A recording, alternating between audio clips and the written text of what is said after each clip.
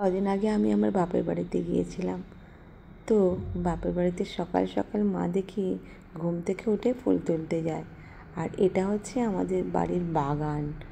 হ্যাঁ, বাড়িতেই এত ফুল ফুটে থাকে, তো সেগুলো দিয়েই ঠাকুরের পুজো হয়ে যায়।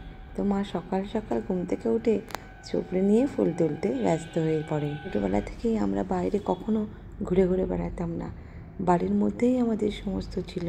আমার বাবা বড় দোলনা করে দিয়েছিল, সেখানে আমরা দোলনা দুলতাম, গান বাজনা নাচ এসবই ছিল আমাদের জীবন।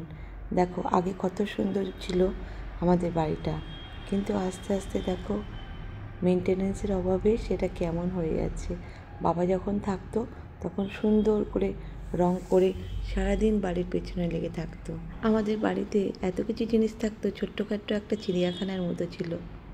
আমাদের বাড়িতে কুকুর থাকতো, খরগোশ থাকতো, মাছ থাকতো, পাখি থাকতো বিভিন্ন ধরনের।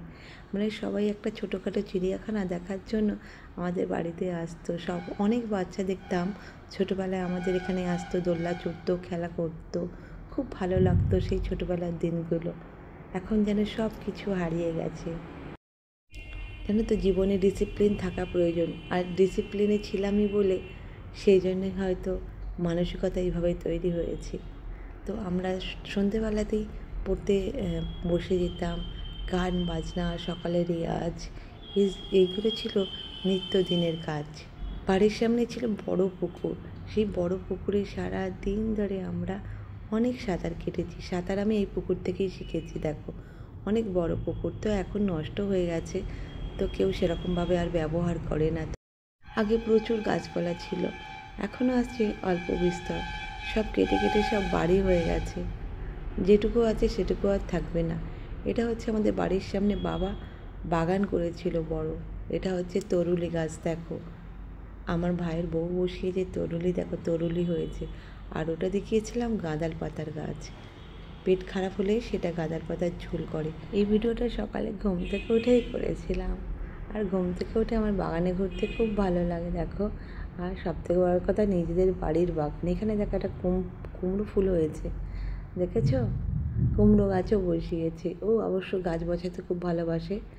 আর এই যে নারকেল গাছ, আমাদের নারকেল গাছ, কত ধরনের গাছ আছে এখানে।